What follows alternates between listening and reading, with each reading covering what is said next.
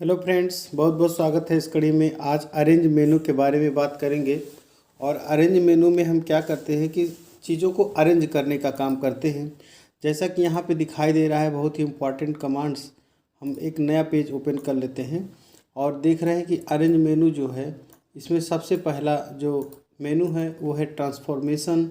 और ट्रांसफॉर्मेशन में क्या करते हैं कि पोजीशन, रोटेट, स्केल, साइज और स्क्यू, इस पे हम वर्क करते हैं। तो सबसे पहले देखिए, कोई एक ऑब्जेक्ट ले लेते हैं और उसमें पोजीशन पे क्लिक करते हैं। जैसे सपोज करिए एक हम बाहर से फ़ोटो ले लेते हैं, कि मान लिया हम एक फ़ोटो ओपन कर लेते हैं अपने कंप्यूटर में से।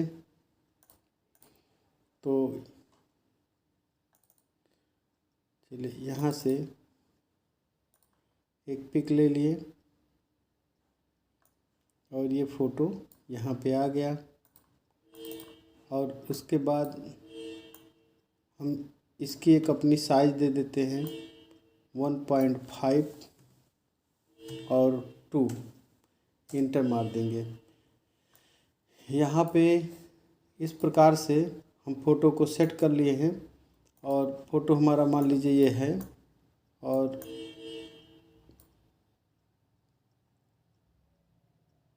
इसके ऊपर एक हम बॉर्डर रख दे रहे हैं। उसके लिए हम क्या करते हैं कि एक चौकोर आकृति लेते हैं ऐसे ही, और उस आकृति में हम थोड़ा मोटा कर लेते हैं लाइन को। और यहाँ पर भी वही सेम साइज 1.5, और या हम इसके विड्थ को अगर हम 1.5 और 2.0 ये कर लेते हैं। और इसकी विड्थ को थोड़ा मोटा कर लेते हैं इस तरह। और इसका कलर भी हम थोड़ा चेंज कर लेते हैं, वाइट कर लेते हैं। तो चूँकि एक वाइट इसलिए क्योंकि देखिए EC कर दिए, हमारा इस तरह से फ़ोटो इसके साथ अटैच हो गया। अब इसको हम Ctrl+G कर लिए। अब यहाँ पे हम अपने इस अरेंज में पोजीशन पे जाएंगे। तो सबसे पहले क्या करते हैं कि यहाँ पे पोजीशन में 1.5 था तो 1.7 कर देंगे यहाँ पे, और अप्लाई टू डुप्लीकेट कर देंगे। तो देख रहे हैं कि इस प्रकार से चारों फ़ोटो और आ गए, इसमें एडजस्ट हो गए। अच्छा, इसके बाद हमें इसी तरह से यहाँ 0 कर लेना है। और यहाँ पे माइनस में 2.2 करना है। क्यों 2.2? क्योंकि 2 इंच का तो ऊंचाई है ही है, लेकिन 0.2 इसमें मार्जिन रहे जिससे पेज को काटने में आसान रहे। तो इस तरह से अप्लाई करेंगे तो देखेंगे कि नीचे हमारा ऑब्जेक्ट अपनी पोजीशन पर आ रहा है। तो इस तरह से Ctrl+G कर लेते हैं। तो आपने इस तरह से एक फ़ोटो निकालने वाला पेज बना लिया, पहला चीज़। तो ये इसका पावर है, ये ट्रांसफॉर्मेशन में पोजीशन का। दूसरा है रोटेट माने होता है कोई ऑब्जेक्ट को मूव कराना। अगर आप कोई ऑब्जेक्ट मूव कराना चाहते हैं तो इससे कर सकते हैं। जैसे यहाँ पे हम कोई सपोज पिंक कलर का ये ऑब्जेक्ट है, यहाँ पे इंटरेक्टिव फिल टूल से हम इसको फिल कर देते हैं। और इसके बाद फिर इसी का एक डुप्लीकेट यहाँ पे माउस का दाहिना बटन दबा के ले आते हैं। इस बटन का बड़ा काम पड़ता है, मिरर बटन का। इस पर क्लिक करिए और देखिए तो ये चेंज हो गया, पलट गया। और इसके बाद फिर ऐसे सेलेक्ट करके हम C दबा दिए, तो दोनों सेलेक्ट करके C दबाने से सेंटर में आ जाता है। और Ctrl+G दबा देंगे तो ग्रुप हो जाता है। इसके बाद हम यहाँ रोटेट वाला जो बटन है, यानी कि यहाँ से जो हमने रोटेट बटन सेलेक्ट किया है उसका ये बटन है दूसरा, इस पर क्लिक करके हम 18 डिग्री देते हैं। जब 18 डिग्री दे के अप्लाई टू डुप्लीकेट करते हैं तो इस प्रकार से कुछ यहाँ पे इफ़ेक्ट बन जाते हैं। अब इसको हम सेलेक्ट करके Ctrl+G कर लेते हैं। फिर इसी प्रकार से एक हम छोटा ऑब्जेक्ट बनाते हैं, और इसके बाद इसमें हम पीला कलर भर दें। और उसके बाद फिर इसका प्रयोग करके हल्का सा ऊपर की तरफ कर दिए तो देखें हल्का हो गया। और फिर इसका डुप्लीकेट बनाइए और इसका प्रयोग करिए। और फिर उसी प्रकार से हम नीचे रख के दोनों सेलेक्ट करके C दबाएं। जब C दबा देते हैं तो फिर आप Ctrl+G करके ग्रुप कर लीजिए। और ग्रुप करने के बाद फिर यहाँ पे आप 18 डिग्री दिए ही हैं, अप्लाई टू डुप्लीकेट कर दीजिए तो फिर से आपका ऐसे बन जाएगा। और फिर इसको सेलेक्ट करके Ctrl+G कर देंगे। अब उसके बाद यहाँ पे जाएंगे तो घोड़े का निशान पे क्लिक करेंगे तो ऐसा हो जाएगा। और इसको ले जाके इसके ऊपर रख देंगे तो और अच्छा लगेगा। तो इसको थोड़ा छोटा कर लीजिए, जिससे कि ये ई और सी दबा दीजिए। देखिए बीच में बीचों बीच आ गया। इस प्रकार से एक खूबसूरत आप कमल की तरह दिखाई दे रहा है। तो ये डिज़ाइन बनाया आपने, आपको अच्छा लगा होगा। फिर मिलते हैं, फिर दूसरा आप डिज़ाइन बनाते हैं इसी प्रकार से कि अगर हम यहाँ पे एक चौकोर आकृति ड्रा कर रहे हैं और चौकोर आकृति ड्रा करके रेड कलर भर दिए और इसको 18 डिग्री करके अप्लाई टू डुप्लीकेट कर दिए। तो जैसे यहाँ पे जाके ऐसे करके पूरा सिलेक्ट करके कंट्रोल जी कर लिए और फिर कंट्रोल के साथ यल दबा दें। तो जी नहीं करना है, अनडू कर लीजिए कि कुछ ऐसे करना है कि यहाँ पे सेलेक्ट करके कंट्रोल के साथ यल दबाइएगा, तो इस प्रकार से बन जाएगा। तो एक तरह से एक डिज़ाइन बन गया ये जल्दी से। तो ये भी एक ऐसा प्रकार का डिज़ाइन बन जाता है। फिर आता है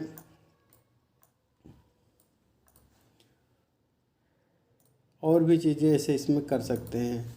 रोटेट के बाद तीसरा नंबर पे आता है स्केल। स्केल माने छोटा बड़ा। जैसे मान लेते हैं कि कोई साइज़ है इसकी, हम छोटी बड़ी करना चाह रहे हैं, तो इस तीसरे वाले बटन पे 80% अगर कर दें और यहाँ पर भी 80% कर दें, तो ये सब ऑब्जेक्ट आपके छोटे हो जाएंगे। तो ऐसा टाइप का करने के लिए ये प्रयोग होता है। फिर इसके बाद आपका चौथे नंबर पर साइज़ है, जो कि यहाँ भी दिया जाता है, यहाँ भी दिया जाता है और यहाँ से भी लिया जाता है। तो साइज़ पे क्लिक करेंगे तो ये दिखा रहा है कि इस ऑब्जेक्ट की साइज़ इतनी है। अगर इसको हम एग्जैक्ट 3 ही करना चाहें तो 3 रख देंगे और यहाँ भी 3 कर दीजिए, तो इंटर मार दीजिए तो उतना बड़ा ही रहेगा। फिर इसके बाद यहाँ पर भी उतना ही कर दें, 3 कर दीजिए और फिर यहाँ पे 3 कर दीजिए और इंटर अप्लाई कर दीजिए, तो उतना ही बड़ा ये भी सेट हो जाएगा। तो इस प्रकार से आपने ये दोनों ऑब्जेक्ट को छोटा बड़ा भी कर लिया। अब आता है कि कोई चौकोर आकृति एक है, मान लिया ये चौकोर है हो या अंडाकार हो, और उससे हम अंतिम बटन स्क्यू है, तो स्क्यू बट इसमें जो ट्रांसफॉर्मेशन में है, अगर हम इस पर गए हैं तो लास्ट बटन, अगर हम यहाँ पे मान लीजिए कि 45 एंगल अगर अप्लाई करें तो देखेंगे ये 45 डिग्री मूव कर गया। इसी प्रकार इस पर भी करें तो ये भी मूव कर जाएगा। तो इस तरह से आप कोई भी ऑब्जेक्ट को टेढ़ा भी कर सकते हैं। ये तो हॉरिजॉन्टल हो गया, लेकिन अगर आप इसे 0 करके और इधर अगर आप 45 कर दे रहे हैं और अप्लाई कर रहे हैं तो इस तरह से भी बदल जाएगा। तो इस तरह से आप 0 0 करके वापस ला सकते हैं। देखिए वैसे ही है, लेकिन जैसे 45 डिग्री देंगे तो ये आपका चेंज होगा। तो इस प्रकार से हम किसी ऑब्जेक्ट को टेढ़ा भी कर सकते हैं। तो अरेंज में ये बड़े ही इंपॉर्टेंट होता है ट्रांसफॉर्मेशन। और इसके बाद क्लियर ट्रांसफॉर्म का ये काम होता है। दोस्तों यहाँ पे क्या है कि अगर आप पीले वाले पर क्लिक है और इसमें जाके क्लियर ट्रांसफॉर्म करें तो अपनी पुरानी अवस्था में आ जाता है। सेम इसी तरह से इसको भी कर सकते हैं, ये भी अपनी पुरानी अवस्था में आ गया। अच्छा, दूसरे का कार्य है अलाइनमेंट। अलाइनमेंट बड़ी इम्पॉर्टेंट चीज़ है। सपोज अगर आप एक बड़ा ऑब्जेक्ट है और एक ये छोटा ऑब्जेक्ट है, और इन सबको देखिए ध्यान से कि कैसे हम इसमें मूव कराते हैं। तो दोनों को शिफ्ट के साथ चाहे सेलेक्ट करिए इस पर दोनों को, या फिर ऐसे बाहर सेलेक्ट करिए, दोनों सेलेक्ट हो गया है। अब हम यहाँ पे जाके ऑर्डर में अगर यल दबा दें तो दोनों बाएं आ जाएंगे। अगर कीबोर्ड से हम आर दबा दिए तो दाहिने आ गया, टी दबा दे टॉप पे आ गया, बी दबा देंगे बॉटम पे आ जाएगा, ई दबा देंगे बीचों बीच आएगा, सी दबा देंगे एकदम सेंटर में ऐसे सेट हो जाएगा इस तरह से। अगर इन सब पे सेलेक्ट करके पी दबा दे तो पेज के बीचों बीच यानी इन चारों कोनों के बीच में ये मैटर पी दबाने से आता है। फिर इसके बाद यहाँ पे अलाइनमेंट में इतना सारा चीज़ है कि यल से लेफ़्ट, आर से राइट, टी से टॉप, बी से बॉटम, ई से सेंटर हॉरिजॉन्टल और सी से सेंटर वर्टिकल और पी से पैराग्राफ। तो इस तरह से हम अपने अलाइनमेंट का प्रयोग खूब अच्छे तरीके से कर सकते हैं। फिर आता है ऑर्डर। ऑर्डर माने क्या होता है कि कौन ऑब्जेक्ट नीचे रहेगा, कौन ऑब्जेक्ट ऊपर रहेगा। तो मान लीजिए ये 3 ऑब्जेक्ट हैं, सपोज ये 2 हैं और इसको हम पहले ग्रुप में कर लें। तो ग्रुप में करने के बाद अब हम इसको कंट्रोल जी दबाते हैं। तो सपोज कि इसे ये देखिए पीछे है, हमें मान लीजिए इसको एक स्टेप ऊपर लाना है, तो यहाँ पे ऑर्डर में जाके टू फ्रंट करेंगे तो सबसे ऊपर आ जाएगा। और इसके बाद फिर अगर हम ऑर्डर में जा कर के टू बैक करेंगे तो सबसे अंत में चला जाएगा। इसी में जाके फॉरवर्ड 1 करें तो 1 के ऊपर आएगा। लेकिन चूंकि अभी एक को बार आया नहीं इसलिए नहीं कर रहा है, लेकिन फ्रंट कर लीजिए। पहले फ्रंट हो गया है, अब एक ऑब्जेक्ट के पीछे भेजा जाए पहले बैक 1, तो देखिए एक ऑब्जेक्ट के पीछे चला गया। फिर इसको अब करेंगे फॉरवर्ड 1, तो फिर ऊपर आएगा। तो इस तरह से हम किसी ऑब्जेक्ट को नीचे या ऊपर भेज सकते हैं। इन फ्रंट ऑफ मैंने कह रहा किसके ऊपर चाहते हैं, तो हम चाहते हैं पीला वाले के ऊपर आ जाए, तो पीला वाले के ऊपर आ गया। फिर पूछता है अगर ये सेलेक्ट है, अगर ये सेलेक्ट है तभी ये कार्य करेगा, नहीं तो नहीं करेगा। फिर बिहाइंड करे किसके पीछे जाएगा, तो हमने क्लिक कर दिया इसके पीछे भेजो, तो इसके पीछे चला जाएगा।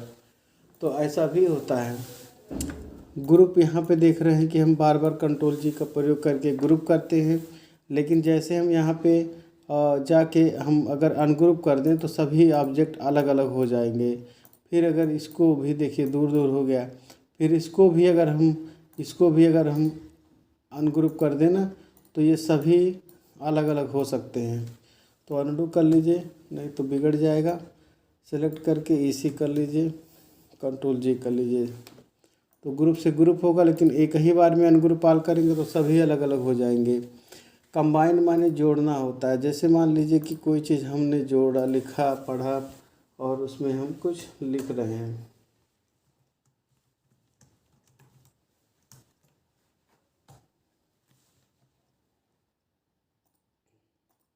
चलिए, तो इसमें हम कोई चीज़ जोड़ना चाह रहे हैं, तो जोड़ने के लिए यहाँ पे तो होता ही है, लेकिन यहाँ पे ब्रेक लिखा है। ब्रेक माने अलग अलग करना, यानी जो ये काम में रहा है इसको अगर हम सेट करें तो देखेंगे कि इसको भी हम ऐसे हल्का सा मूव कर सकते हैं।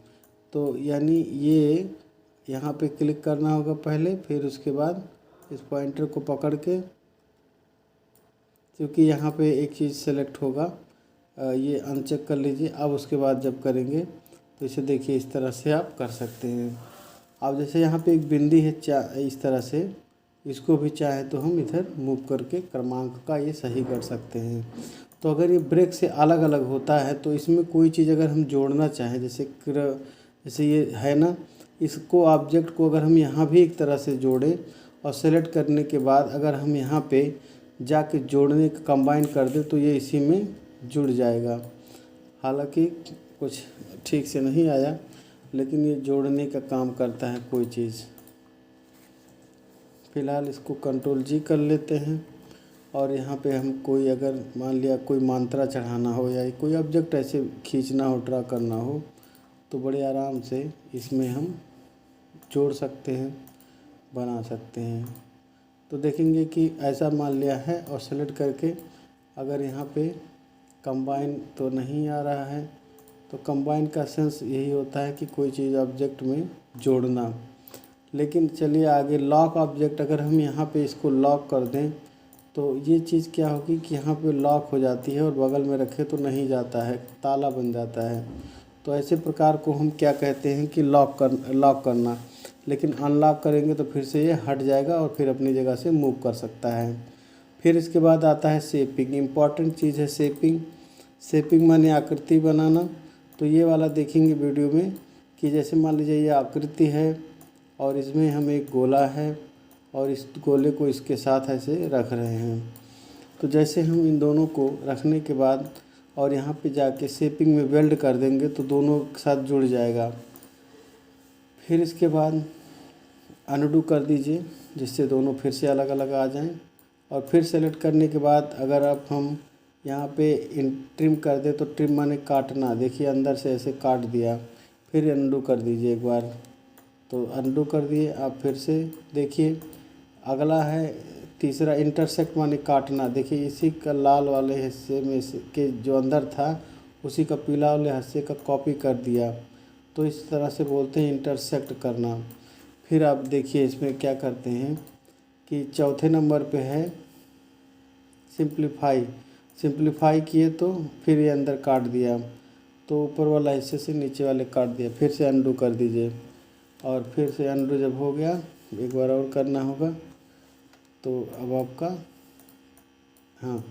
फिर से सेलेक्ट करके आप देखेंगे यहाँ पे एक मिलेगा फ्रंट माइनस बैक।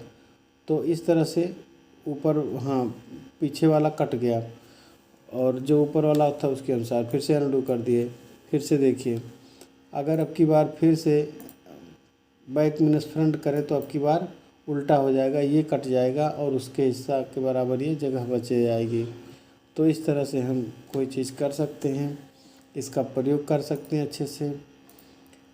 और बस इसके बाद फिर क्या है कि जैसे मान लीजिए सिंप्लीफाई के बाद ये जो लास्ट में दिया है कन्वर्ट टू कर्व, अगर इसको सेलेक्ट करें और ऐसे है कुछ और इस तरह से बना हुआ है, इसको हमें कर्व में बदलना है। तो कैसे कर्व में बदलेंगे कि ये पकड़ के ऐसे कर सकते हैं, चेंजिंग कर सकते हैं, यहाँ पे जा कर के इसको कर सकते हैं। तो ऐसा कभी कभी बना के उसमें लिखने की रिक्वायरमेंट होती है, तो ऐसा भी कुछ कर सकते हैं। फिर इसके बाद लास्ट में एक बटन फिर से इसको हटा लेते हैं और एक चौकोर आकृति ओपन करते हैं और इसमें क्या करते हैं कि लास्ट में कन्वर्ट आउटलाइन टू ऑब्जेक्ट, अगर इस पर क्लिक करेंगे तो आउटलाइन जो इसका है उस पर ऑब्जेक्ट पर हम कोई कार्य कर सकते हैं। तो इसके ऑब्जेक्ट को भी हम अगर मूव कराना चाहें तो ऐसा भी हो सकता है, ऐसा भी हो सकता है। तो इस तरह से हम इसे चेंजिंग कर सकते हैं। तो देख रहे किस तरह से बन गया, इसका पॉइंटर से चेंजिंग करने का कार्य इसमें हो सकता है। तो ऐसा भी व्यवस्था हो सकती है। तो थैंक यू, आज इतना देर से आप वीडियो देखे, काफ़ी लंबा वीडियो बन गया। वीडियो देखने के लिए बहुत बहुत धन्यवाद। Thank you very much.